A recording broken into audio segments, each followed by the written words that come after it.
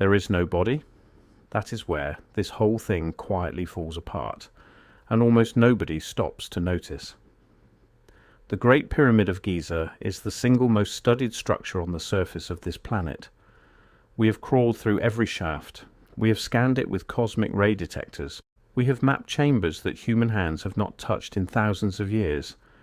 And in the one building that the entire academic world insists was constructed as a tomb, no one has ever found a king inside it. No mummy, no body, no treasure hoard, no name carved above the entrance. Just a hollow granite box with the lid missing, sitting in an empty room, in the heart of 6 million tons of perfectly cut stone. For most of recorded history, we have been handed a single story about what these monuments were for. A pharaoh wanted a fancy grave, so 100,000 men dragged rocks up a ramp for 20 years and stacked them into a giant pointed headstone. I have to pause here for a second, because what I just described, that is one case from a much larger pattern. There are 35 documented cases in a document I put together. Different cities, different decades, different types of evidence. Every single one follows the same sequence: discovered, documented, acquired, disappeared. I could not fit all of it into a video. It's in the pinned comment below. Find it before we continue.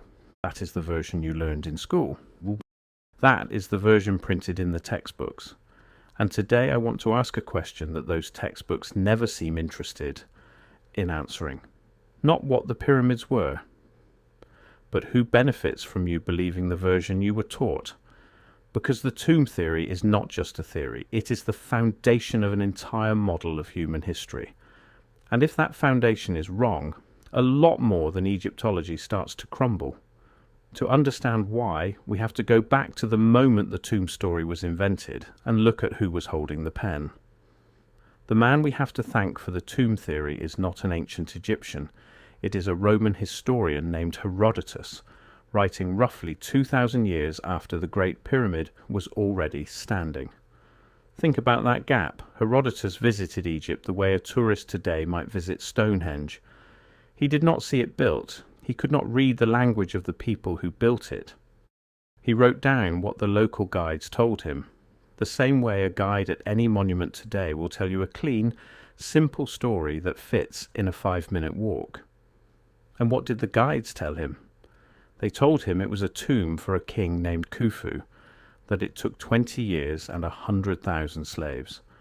That single second-hand account, written by a foreigner millennia after the fact, became the bedrock of everything we now teach as settled history. Here is the problem. We have never found Khufu in the Great Pyramid. Not his body, not his sarcophagus lid, not a single inscription bearing his name inside the main chambers.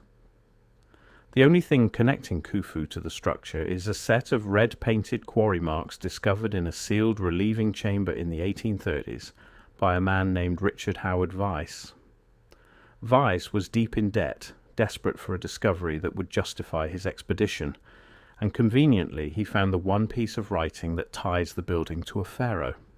Some researchers have spent decades arguing those marks were forged. We do not need to settle that argument tonight.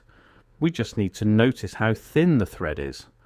An entire civilization story hanging on a few smudges of paint, found by a bankrupt treasure hunter under pressure to produce results. And notice who has held the keys to Egypt ever since. The modern study of these monuments did not begin with neutral scholars. It began with an army. Napoleon marched into Egypt with soldiers in one hand and scholars in the other, and from that moment, access to the most important sites on earth has been tightly controlled. Permits, gatekeepers, official bodies that decide who is allowed to dig, who is allowed to scan, and crucially, who is allowed to publish what they find. Researchers who go looking for the wrong answers lose their permits. Findings that contradict the timeline get delayed, locked in storerooms, or quietly never released at all. This is not how you treat a settled question. This is how you guard one. So set the tomb theory aside for a moment, not because we know it is false, but because we have never actually proven it true. And look at the building itself, because the building is screaming something the story refuses to hear. Start with the precision. The Great Pyramid was built from over 2 million blocks of stone, some weighing as much as a loaded truck, the largest granite slabs weighing as much as a small house. Those granite blocks were quarried at Aswan, more than 500 miles south, and somehow moved to Giza.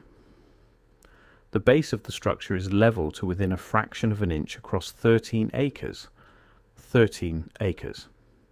We struggled to pour a flat parking lot today. The four sides are aligned to true north with an accuracy that embarrasses modern construction.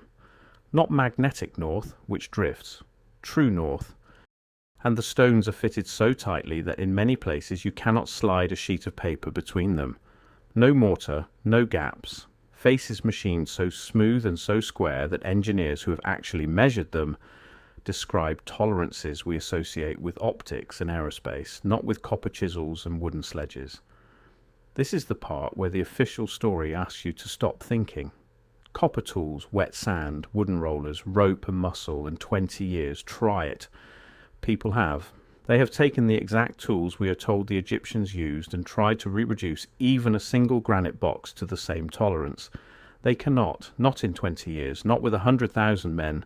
The math on the labour alone breaks down. To place 2 million blocks in 20 years, working without stopping day and night, you would need to set a multi-ton stone perfectly into place every few minutes for 2 decades straight. That is not a construction project. That is a fantasy with a timeline attached to make it sound reasonable. Consider one small object that has caused a century of quiet embarrassment.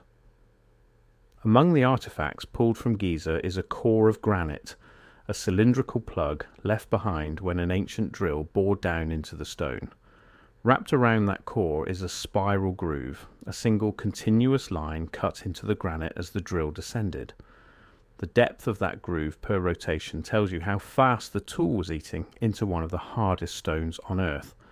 When engineers calculate it, the feed rate comes out faster than what modern industrial drills achieve in the same material. Read that again.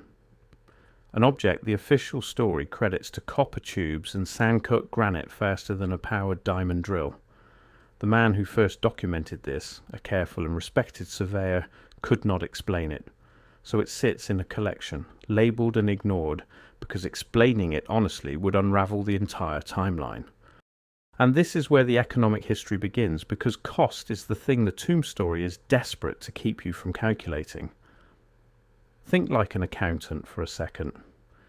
If the tomb theory is true, then one of the poorest societies, in human terms, a Bronze Age agricultural economy with no machines, no electricity, no steel, supposedly spent a fortune of labour and resources that would bankrupt a modern superpower just to bury one man under a mountain of rock he would never see.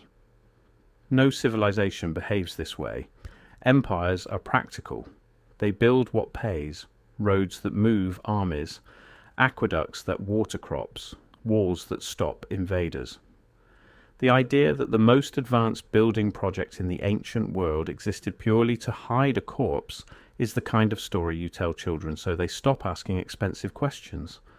So if it was not a tomb, what would justify that staggering investment? What return could possibly be worth 6 million tons of precision granite? The answer that the official narrative will not even put on the table is the one that makes economic sense. It was infrastructure. It produced something. Let me walk you through what people have actually found inside, because the interior of the Great Pyramid does not look like a grave. It looks like a machine. Start with the materials. The King's Chamber is built entirely from granite, a stone loaded with quartz crystal. Quartz has a property called piezoelectricity. Squeeze it, put it under mechanical pressure, and it generates an electrical charge. The entire chamber sits inside the pyramid at a point of immense structural stress, surrounded by those relieving chambers stacked above it, as if the designers wanted the granite kept under constant load. Granite is also slightly radioactive. It releases radon gas. Ionizing radiation in a sealed chamber means the air itself becomes electrically conductive. Now add the shafts. 2 narrow channels run from the King's Chamber out toward the surface at precise angles. The tomb theory calls them air shafts. which is strange because they were sealed at both ends, and a dead king does not breathe. But if you were building a device, you would need pathways, conduits, ways to move energy or gas in and out. And here is the detail that turns a poetic idea into an engineering claim. In the Queen's chamber, lower down, those same narrow shafts were found to carry the remnants of a chemical process. Some who have studied the layout argue the shafts were built to deliver two different solutions into the chamber, where they would meet and react, producing hydrogen gas. Hydrogen is light, energetic, and rises. Feed it up through a sealed stone structure tuned to resonate, bombard it with the radiation seeping out of the granite, and you are no longer describing a grave. You are describing a generator. Every chamber, every shaft, every choice of stone starts to look less like decoration for the dead and more like the schematic of a working device. Then there is the box. The granite coffer in the king's chamber, the thing we are told held the body. It is cut from a single block of incredibly hard granite, hollowed out with an internal precision that, again, our best modern tooling struggles to match. It fits the chamber so exactly that it could not have been carried in after the walls went up. It was placed first and the room was built around it. Who builds a coffin you can never remove and then never puts a body in it? And the Great Pyramid is not even the strangest example. Travel a short distance to Saqqara and go underground into a tunnel complex called the Serapeum. Down there, carved into the bedrock, sit dozens of enormous boxes. Each one weighs as much as several loaded trucks, cut from single blocks of granite and diorite so hard that working them by hand should be nearly impossible. The interiors are hollowed out with corners so sharp and surfaces so flat that modern engineers who measure them walk away shaken. The lids alone weigh more than a city bus. We are told these too were coffins, this time for sacred bulls. Bury a bull in a 60-ton machined granite vault with tolerances tighter than your phone screen. Does that sound like a story someone arrived at by looking at the evidence, or a story someone reached for because the alternative was unthinkable? And compare all of it to the tombs we actually know are tombs. The real Egyptian burial sites, the ones down in the Valley of the Kings, are unmistakable. They are drowned in decoration. Every wall is painted. Every surface is carved with prayers, with images of the afterlife, with the name and titles of the person inside repeated over and over so the gods would not forget them. They are stuffed with grave goods, furniture, jewellery, food for the journey. That is what an Egyptian tomb looks like. Now walk into the Great Pyramid. The walls are bare. No paintings, no prayers, no name, no grave goods, nothing but raw, precise stone and an empty box. It is the least tomb-like structure in all of Egypt, and it is the one we are told is the greatest tomb ever built. That contrast alone should have ended the debate a long time ago. People who have studied this seriously, engineers and physicists, not just dreamers, have proposed that the entire structure functioned as a kind of power plant. The chemistry of the bedrock below, the water moving through the Giza plateau, the quartz under pressure, the radon ionizing the air, the shafts as conduits, the resonant geometry of the chambers. A system designed to harvest energy from the Earth itself and from the vibrations of the planet. Wireless, constant, free. And that word, free, is the most dangerous word in this entire story. Hold on to it because it is the key to everything. Now I can already hear the objection. This is fringe. This is pseudoscience. Real historians have debunked all of it. And here is where I want to be honest with you, because the loop closes in a way you might not expect. The debunking is not the slam dunk you have been led to believe. The mainstream answer to every one of these anomalies is the same. We do not fully know how they did it, but they definitely did it in the boring way.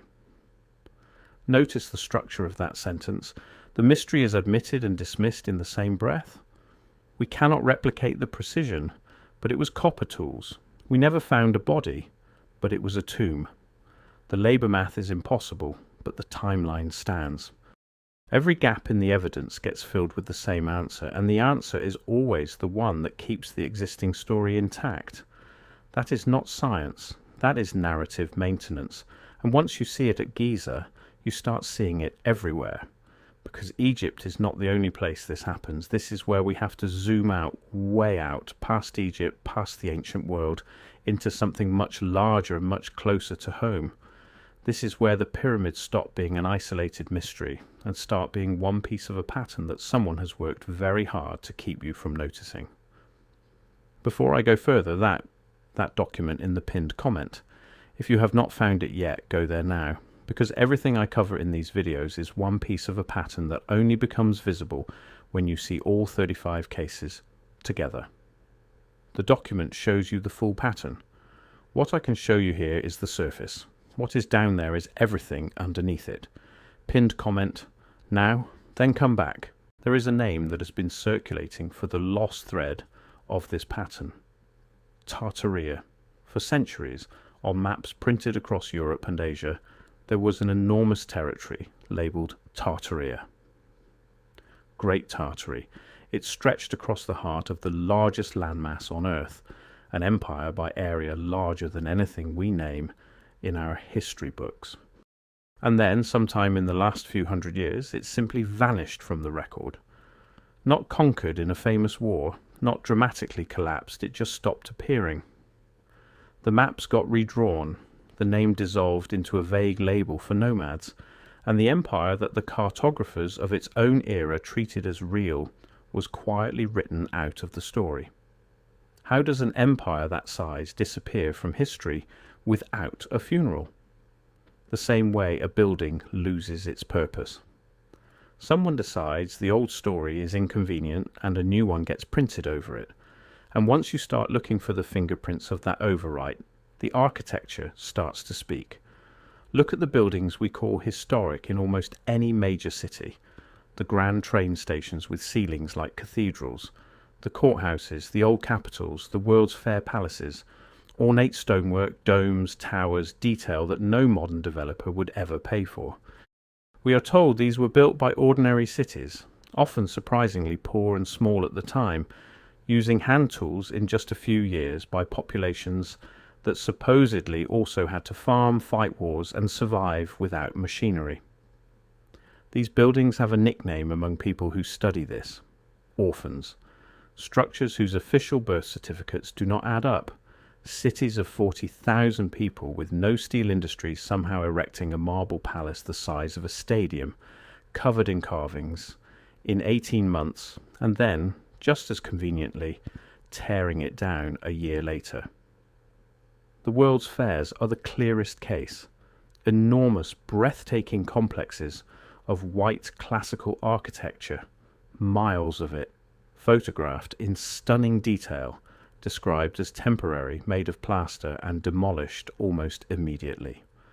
We are asked to believe that civilization built some of the most beautiful structures it had ever produced and then bulldozed them on purpose within months.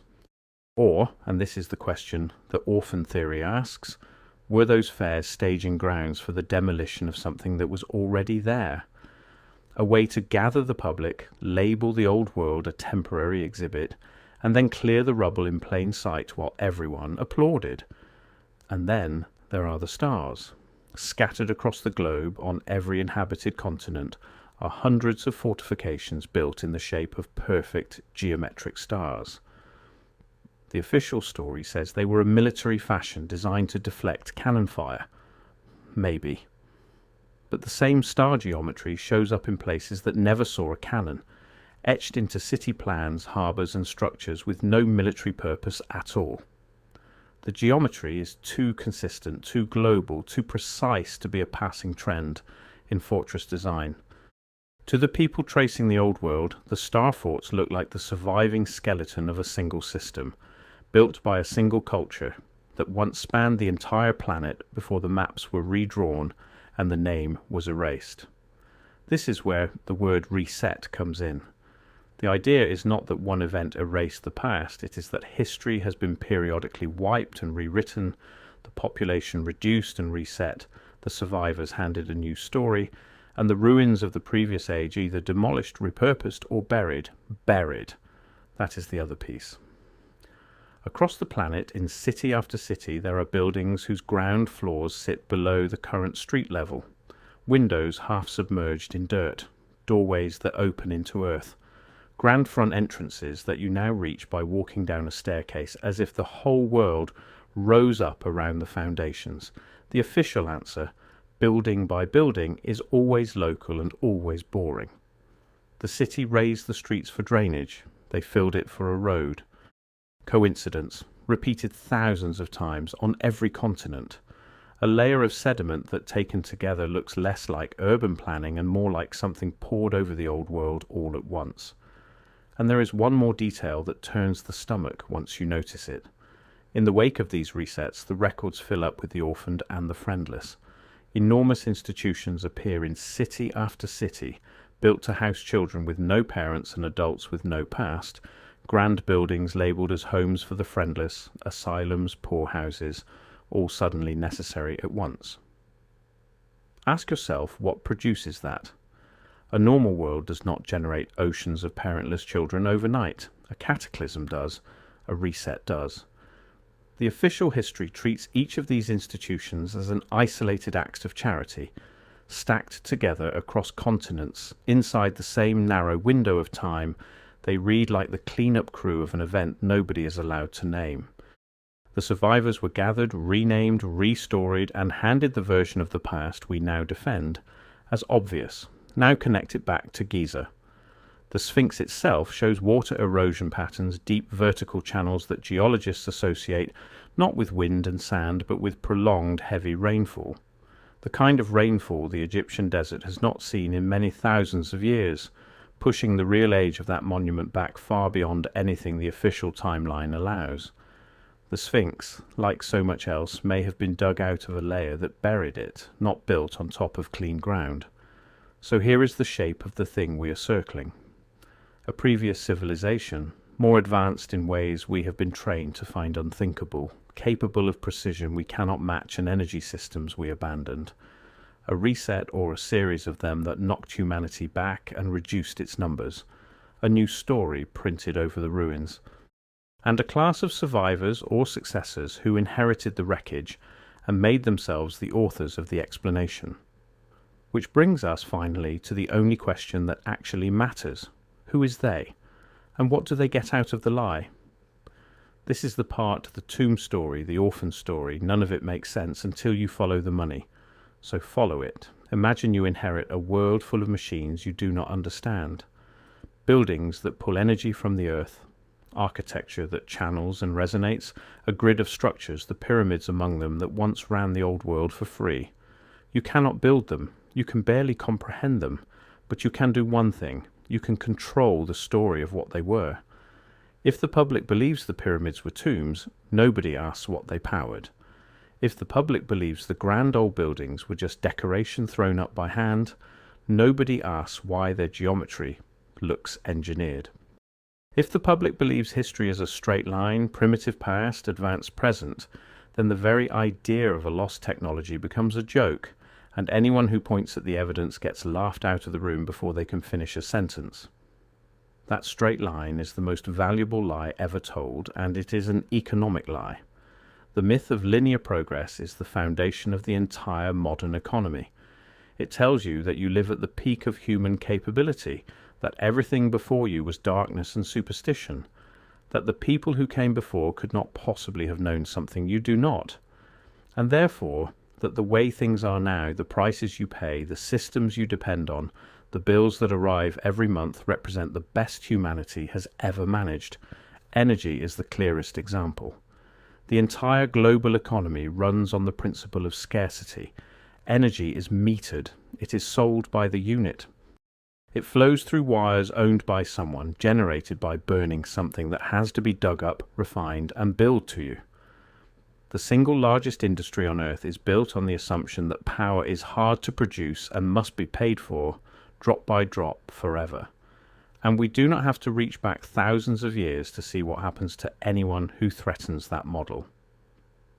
A little over a century ago, a man named Nikola Tesla stood on a coastline in New York and built a tower called Wardenclyffe. His goal was openly stated: wireless power. Energy pushed through the earth and the air to anyone, anywhere, without wires and without meters. He had already lit lamps that had no connection running to them. He believed the planet itself could be used as a conductor. The very principle, some say, is sitting dormant in the granite under Giza. And then the funding vanished. The tower was torn down for scrap. The man who had helped electrify the modern world died nearly broke in a hotel room, his papers seized, his greatest work erased from the story. The lesson was not subtle. Free energy is not suppressed because it fails. It is suppressed because it works. Now imagine the old world ran on something else. Energy drawn from the planet itself, from pressure and resonance and the natural electrical field of the Earth, distributed by structures that did not burn anything and did not send a bill. If that is what those buildings were, then the most important thing in the world to anyone who profits from scarcity is that you never ever believe it was possible. So the pyramids cannot be power plants. They have to be tombs. They have to be the obsession of a vain dead king, because a vain dead king is harmless. A vain dead king does not threaten a single quarterly earnings report, but a working ancient power system, free and abandoned and provable, threatens everything. It threatens the central story that keeps you paying. It implies that abundance was here once, that it was taken, and that the people who took it have spent the centuries since making sure you would never recognize what you lost. And the genius of the linear progress story is that it does not just hide the past, it disarms you in the present. If you are taught that today is the most advanced moment in all of history, then you stop expecting more. You accept the meter on your wall and the bill in your hand as the natural order, the best that minds far smarter than yours have ever managed. You do not go looking for the lost thing because you have been convinced there was nothing to lose. A population that believes it stands at the summit will never search the valley below it. That is not an accident of education. That is the entire point of it. This is why the tomb theory is defended with a passion that the evidence simply does not justify. It was never really about Khufu. It was about keeping the line straight, keeping the past primitive, keeping you certain that nothing better was ever possible, so you never go looking for what was buried. And the beauty of the lie, from the perspective of the people telling it, is that you defend it for them. You have been trained to do the demolition yourself. Show someone the empty sarcophagus, the impossible labour math, the missing body, the machined granite, and watch how fast they reach for the word debunked. They do not check, they do not measure, they repeat the comfortable story, because the comfortable story is the one that lets the world keep making sense, and the bills keep arriving, and the line keeps going up. The most effective control is the kind that the controlled enforce on each other for free. Let me be clear about what I am and am not saying, because this is where it matters most. I cannot stand here and tell you the Great Pyramid was definitely a power plant. I cannot prove an empire called Tartaria ran the old world. No honest person can hand you that as a finished fact. What I can tell you, what the stones themselves tell you, is that the official story has holes you could drive a truck through, and that every one of those holes gets filled with the same suspiciously convenient answer.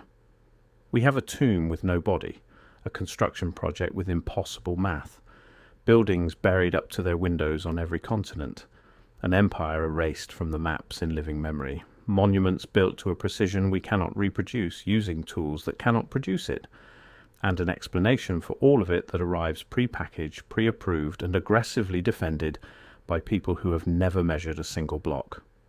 Maybe it is all coincidence. Maybe Herodotus was right, and the guides knew their history, and the math is just hard. That is possible. But notice how badly you have been trained to need that answer. Notice how uncomfortable the alternative makes you. That discomfort is not an accident. It was installed. The story was designed to feel obviously true, so you would never look closer, because looking closer is the one thing that costs the people who wrote it. So here is what I will leave you with. The next time you see the pyramids or one of those impossible old buildings with its first floor sunk into the dirt, do not ask whether the official story is true. Ask who it is for. Ask who sleeps better when you believe the past was poor and primitive and powerless. Ask why the simplest, most convenient explanation always happens. to be the one that protects the way things are. And that is the quiet brilliance of it. They never had to convince you of a complicated lie.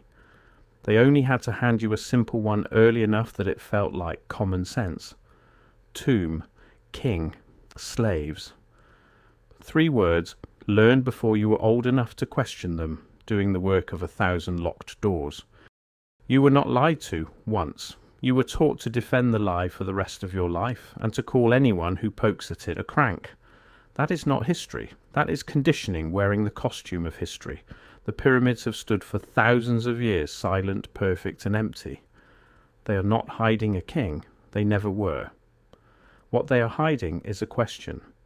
And the only people afraid of that question are the ones who need you to keep believing it was just a tomb. Ask yourself why that one simple story was made so easy to swallow and so very hard to walk away from, and you are already standing far closer to the truth than the people who wrote the textbooks ever wanted you to get. Look up, look closer, and decide for yourself what you are actually looking at.